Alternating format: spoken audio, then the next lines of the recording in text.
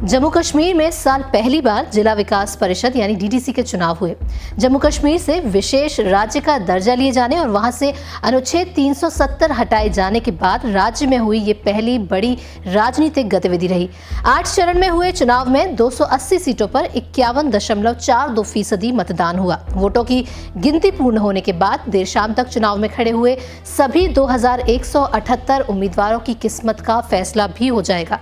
मगर डीडीसी चुनाव है क्या, इसका इतिहास क्या है और जम्मू कश्मीर की राजनीति पर इसका क्या प्रभाव होगा, आइए जानते हैं सब कुछ।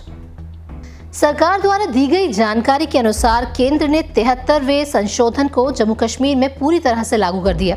ये पिछले 28 सालों से लंबित पड़ा हुआ था। इस तरह राज्य में 3 स्तरीय पंचायती राज व्यवस्था लागू हो गई, जो राज्य के इतिहास में पहली बार हुआ। मोदी सरकार इसे जमीनी स्तर पर लोकतंत्र को मजबूत करने की दिशा में एक प्रमुख और अंतिम कानूनी आवश्यकता के रूप में मान रही थी। जम्मू कश्मीर में जिला विकास परिषद क्या है? अक्टूबर 2020 को जम्मू कश्मीर ने जम्मू कश्मीर पंचायती राज कानून 1989 को अपनाया। अब जम्मू कश्मीर में हर जिले में एक जिला विकास परिषद यानी डीडीसी होगा, जिसका नगर पालिका क्षेत्रों को छोड़कर पूरे जिले पर अधिकार क्षेत्र होगा। हर डीडीसी में 14 सीधे निर्वाचित सदस्य होंगे। इस तरह जम्मू कश्मीर के 20 जिलों में 280 सीधे निर्वाचित सदस्य होंगे। हर डीडीसी में सीधे निर्वाचित सदस्य सभी खंड विकास परिषदों के अध्यक्ष और जिले से विधानसभा के सदस्य यानी विधायक शामिल होंगे। डीडीसी का कार्यकाल 5 वर्षों का होगा और चुनावी प्रक्रिया के तहत इसमें अनुसूचित जाति, अनुसूचित जनजाति और महिलाओं को आरक्षण दिया जाएगा। जिले के अतिरिक्त जिला विकास आयुक्त या अतिरिक्त डीसी डीडीसी के मुख्य कार्यकारी अधिकारी होंगे। डीडीसी को एक साल में कम से कम 4 आम बैठकों का आयोजन करना होगा, जिसमें हर तिमाही में एक बैठक किया जाना शामिल होगा। डीडीसी के लिए निर्वाचित प्रतिनिधियों के लिए 14 निर्वाचन क्षेत्रों को सीमांकित किया गया है। इन निर्वाचन क्षेत्रों को जिले के ग्रामीण क्षेत्रों से लिया गया है और निर्वाचित सदस्य बाद में खुद के बीच से डीडीसी के एक अध्यक्ष और उपाध्यक्ष का चुनाव करेंगे। क्या होगा डीडीसी का रोल? जम्मू कश्मीर के 73वें संवैधानिक संशोधन को अपनाने के साथ इसने पंचायती राज संस्थानों के सभी 3 स्तरों की स्थापना का मार्ग प्रशस्त किया। इसमें पंचायत, खंड विकास परिषद और डीडीसी शामिल है।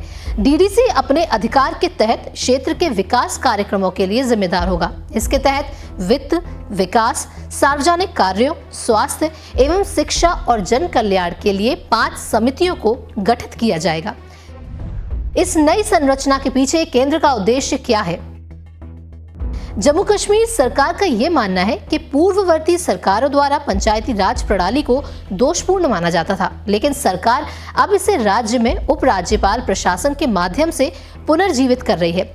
वरिष्ठ सरकारी अधिकारियों का तर्क है कि केंद्र शासित प्रदेश में निर्वाचित प्रतिनिधियों की अनुपस्थिति में डीडीसी प्रभावी रूप से यहाँ के 20 जिलों में जमीनी स्तर पर विकास के लिए प्रतिनिधि निकाय बन जाएगा। उन्हें उम्मीद है कि इसके जरिए कुछ पूर्व विधायक भी सत्ता में आना चाहेंगे। तैयार होगी नेताओं की एक नई खेप। राजनीतिक विश्लेषकों का मानना है कि इस बात की संभावना है कि प्रत्येक जिले से 14 निर्वाचित सदस्य अंततः विधानसभा चुनाव में भाग लेंगे। ऐसे में ये इन लोगों की एक नई टीम को जन्म दे सकता है, जो अंततः विधायक के रूप में विधानसभा में प्रवेश करेंगे। सुरक्षा ग्रिड के एक वरिष्ठ अधिकारी ने यह भी कहा कि जम्मू कश्मीर में डीडीसी चुनाव करना एक बड़ा बदलाव ला सकता है, क्योंकि ये नेताओं की एक नई खेप को तैयार करेगा। डीडीसी चुनाव और विधानसभा चुनाव के बीच की समय अवधि निर्वाचित डीडीसी सदस्यों के लिए लोगों के साथ तालमेल बिठाने और लोकप्रियता हासिल करने की पर्याप्त संभावना देगी और इससे उन्हें विधानसभा चुनाव जीतने में मदद मिल सकती है।